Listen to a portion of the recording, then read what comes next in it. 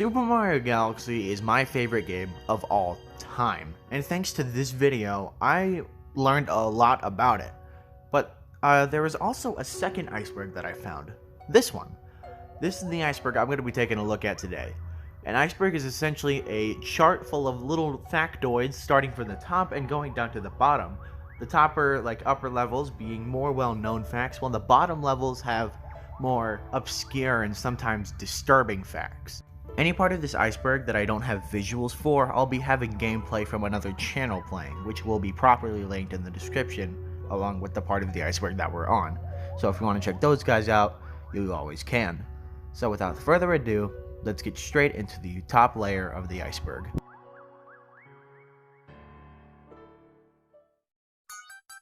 Hell Valley Skytrees are like image/models, I guess, in Super Mario Galaxy 2, which show up during one of the galaxies. 3 dudes will be appearing on top of a cliff and just watching you as you go throughout the levels. This is on the top of the iceberg instead of the bottom because, it's really well known at this point, and there's no reason to be super mysterious about it if the entire world knows about it. Sign in the door is something that Nintendo did to avoid programming a door that you had to read by putting a sign behind it. This can be easily found in Good at Galaxy from Mario Galaxy 1, where Yoshi will tell the player that he's not home right now and to come back later. You aren't actually reading the door, you're reading a sign that's behind it. Chimney Pipe is something that occurs in Good at Galaxy from Mario Galaxy 1, where entering the pipe will take you to a mysterious world that seems to be inside Yoshi's house. E3 Beta/Trailer. I believe this is made just to reference how much goes unused in the E3 Beta trailer. It's odd just how much gets unused. A lot of text, a lot of levels, a lot of objects just get unused for seemingly no reason. This could be just because Nintendo had better ideas or they didn't want to use what was in the beta.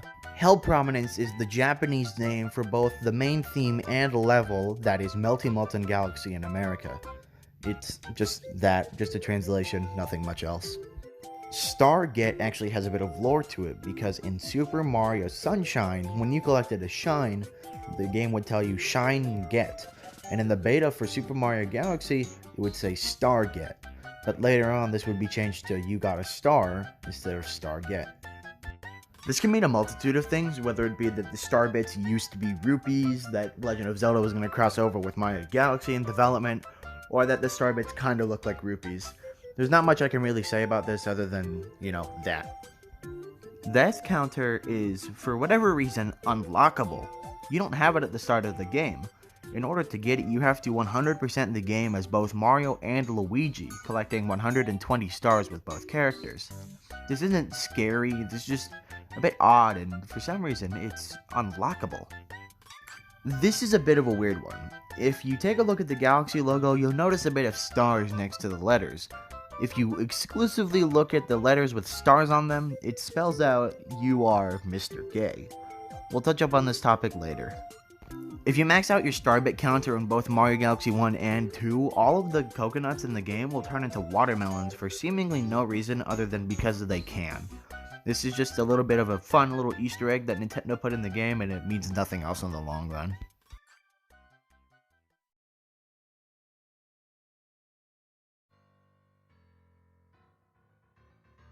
Starman Fort is a lost beta level that was in Super Mario Galaxy that eventually got scrapped for seemingly no reason. This galaxy's title is actually Flash Black, but it doesn't change much of anything. Essentially what this is in the background of Flash Black Galaxy from Mario Galaxy 2, for whatever reason there's a windmill in the background that you can see. You can't access it, you can't go to it, it doesn't do anything, it's just there for seemingly no reason at all. I'm not quite sure what this means. This could mean that Mario is dead, or this could be an acronym of sorts, but as of right now I have no idea what this means. This could be referring to the fact that both Mario Galaxy 1 and 2 use the Star Festival as their main starting points for their plot, but that only seems to happen every 100 years. So this could mean that both Mario Galaxy 1 and 2 don't actually take place in the same timeline, but rather different ones. For whatever reason, Toy Time Galaxy has a secret miniature train that you have to go out of your way to find. It doesn't show up in the background, it doesn't show up in as a main gimmick. It shows up just in some random box during the level. And for whatever reason, it's just sitting there. You can't touch it, you can't really do much of anything with it, it's just there. Kinopi is similar to Kinopio, which is the Japanese term for toad, but for some reason there's an unused file / model in the game that looks like this. Don't know why it's there, don't know why Nintendo put it in there, but it goes unused and it's weird. If you've beaten the first level of Clockwork Ruins Galaxy with Luigi and hit the Luigi Ghost, he won't progress through the level as he normally should. Instead, he'll soft lock himself in the air, being unable to move. This is the only ghost in the game that does this, and nothing else will happen. He just gets stuck in the air until you've beaten the level. This is a continuation of the "You Are Mr. Gay" from the top level, where if you look at Super Mario Galaxy 2's logo, but only the stars backwards, it spells "Yeah I Am, Are You?" This is either a huge coincidence or just a joke from Nintendo that honestly probably means nothing. If you're unaware, Super Mario 128 was a tech demo from E3 of I believe 2002. This would eventually become games like Pikmin, Legend of Zelda Twilight Princess, Metroid Prime, and today's topic, Super Mario Galaxy.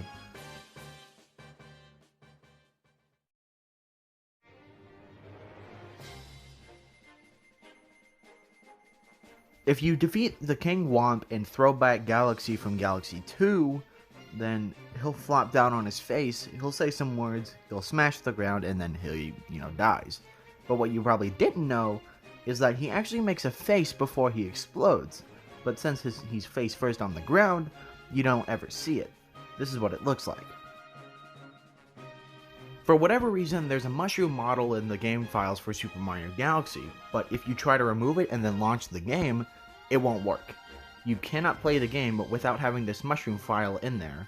Whether this was for piracy reasons or just for some reason this just happens, I don't know. But this was eventually fixed in the Switch port for Super Mario Galaxy. In Super Mario Galaxy 2's opening level, there's a sign that will refer to Yoshi as a space dragon. What's funny enough is that this is technically written by Yoshi himself, and this was confirmed by a localization guy from Nintendo that Yoshi is indeed a space dragon, not a dinosaur. A fan letter that appeared in Nintendo Power from 1991 stated that the title for a video game would eventually be Super Mario Galaxy, which would prove to be correct in 2007. There are 3 different events that I can recall too where a UFO would play of any importance. The one I think that revolves around this specific point is the one you land on during the events of Melty Molten Galaxy, where you land on a UFO that seems to be almost completely submerged in lava.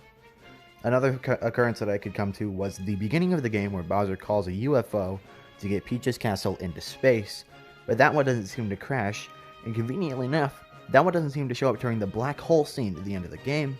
And the final point I could come to is King Caliente's battle arena, which seems to be atop of a UFO. But similar to Bowser's UFO, this one doesn't seem to crash into anything. So this could be related to Melty Molten Galaxy's UFO rather than Bowser's and King Caliente's. For those who are unaware, Super Mario Galaxy 2 was originally titled Super Mario Galaxy More and was going to be a simple expansion to Galaxy 1, but they came up with so many ideas that it outgrew the space that they could use, and it eventually became its own standalone sequel. Think about it for a minute. Super Mario Galaxy takes place in space, where you are alone. Sure, in Galaxy you run into Bowser's minions from time to time, but you're usually by yourself exploring these planets. You can get quite lonely after a while. If I show you these skyboxes, how do you feel? Some of you may feel happy to see skyboxes from your favorite game. Some of you may be upset that I'm showing you skyboxes from what may be your least favorite game. And some of you who enjoy this game as much as I do will probably feel lonely. That is space we're staring at right now, and nobody else is out there. In Deep Dark Galaxy and Mario Galaxy 1, there's a small replica of the Gateway Galaxy, which includes the small house. If you crouch and crawl into the door, you'll eventually just pop right in, where you can use the camera and look around. You can even see the coins that appear once you spin the drill. That's all there really is to it, there's nothing much else to see. This could refer to one of 3 things, whether it be the silver stars, which when collected enough will spawn a normal star, the pole star fragments, when you collect 5 pole star fragments it will spawn a multitude of pole stars, or the launch star fragments, when You've collected 5 launch star fragments, it'll spawn, you guessed it, a launch star. I'm not sure which one this could be referring to, or if this is something from the beta or the E3 demos. I'm not quite sure. This could be referring to one of two things. One, how in both Mario Galaxy games, the only way to truly kill a dry bones is with a superstar, which is rarely come by in both games. Or, in Super Mario Galaxy 2 Starshine Beach, there's a dry bones adjacent to the largest part of the planet. The only way you can see it is by using a level editor. Going into the game and running to it won't let you see it, as it'll fall through the stage before you can get to it. So you have to use a level editor. No camera manipulation or anything. It has to be a level editor. After doing a ton of research for this one, I straight up could not find out what this meant. I looked up glitches, I looked up different secrets. I really couldn't find anything, and I don't think you even access a throne room throughout the Galaxy games. Maybe I'm thinking wrong, but I'm pretty sure this just means nothing. If it does mean something though, please let me know in the comments. In the files for Super Mario Galaxy 1, there are a ton of unused bugs that just have no real reason to be there other than they are. Maybe they were enemies, maybe they were just little bugs to add scenery, but they went unused and we're unsure of what their purpose may have been.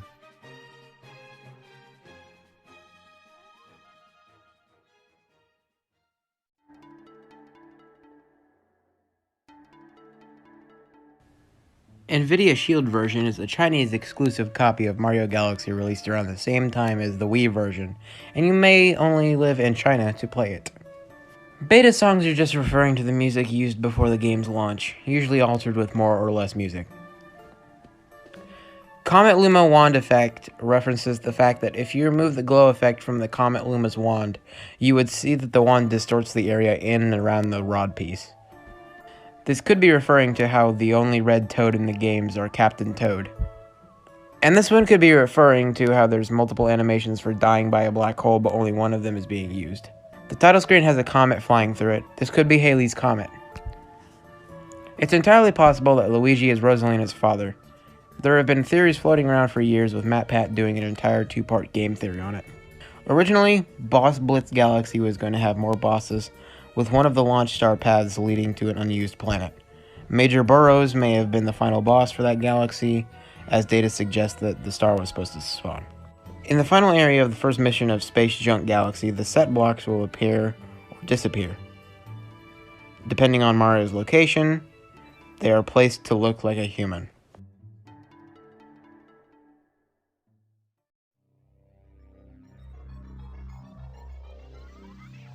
In the files for Super Mario Galaxy 1, there is a completely unused time trial mode, this being the title of one of the levels. Boo's Ghost Race doesn't actually have any speedrun stars or any time-based ones, so this goes completely unused in the game, and the time trial mode never resurfaced. In Dusty Dune Galaxy for Mario Galaxy 1, there is something called an eye beamer under the sand, which goes completely unseen by the player. But for whatever reason, they're set to teleport wherever they're needed while Mario's on the move. In Mario Galaxy 1, if you do one of the Boo races and pay close attention to the background, it is filled entirely with skeletons, particularly the same model that Mario Skeleton uses whenever he's shocked to death. This could be in reference to how on the Comet Observatory's files there are 6 collectible stars, and when you hack them in, you can pick them up, but they won't count towards your star count.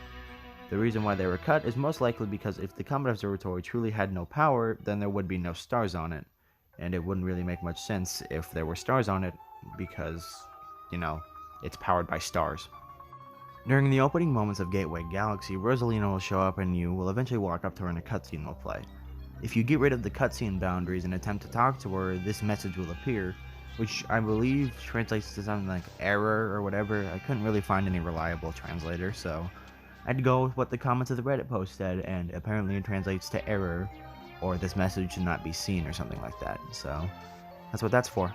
Apparently there's a glitch in both Mario Galaxy games which will send either Mario or Luigi flying to some random spot on the map which doesn't matter at all, and for some reason the fans have dubbed this wormholes. I guess it's because there are black holes in the game, but I'm not quite sure. This is unused, technically, because the player can never truly interact with it unless they go out of their way through some cheating device to fly throughout the levels. But it's interesting to note because this could have been a cut thing from the games, which may have made a return in Galaxy 2, which were then again cut because Nintendo couldn't figure out how to do it. This could be talking about how the launch star sound effect will technically play along tune with the music that's playing. So, technically speaking, the entire soundtrack has its own harp version, rather than just the orchestral bliss that is this game's soundtrack. There are a ton of unused text images in Mario Galaxy 2 which simply translate to Tokyo Patrol error for, well, other than being translated to that, seemingly no reason at all, and have genuinely no reason of being in the game. But I guess they're there, and I guess someone liked saying Tokyo Patrol error a lot. During the 2010s and lead up to Mario Galaxy 2's release, there were rumors going around that Sonic the Hedgehog was going to be in Mario Galaxy 2, with his own level being titled Green Hill Galaxy. This would eventually be proven incorrect, and Sonic would never appear in a Mario Galaxy game. During the beta preview for Mario Galaxy, it was claimed that there is a world called Bluegrass Galaxy with its own theme connected to it and everything. This will later be proven to be incorrect, and we are yet to be certain if there was a Bluegrass Galaxy to even begin with. And thus we've hit the end of the video. I want to give a special thank you to Ashfulnova for helping and recording this video with me. It was a lot of fun, to research, and I learned a lot more about this game than I thought I knew. So, thank you guys for 100 subscribers. Thank you guys for watching, and if you want to see more, let me know down in the comments, and even link me to an iceberg you guys might want me to cover. Thank you for watching, and I'll catch you next time.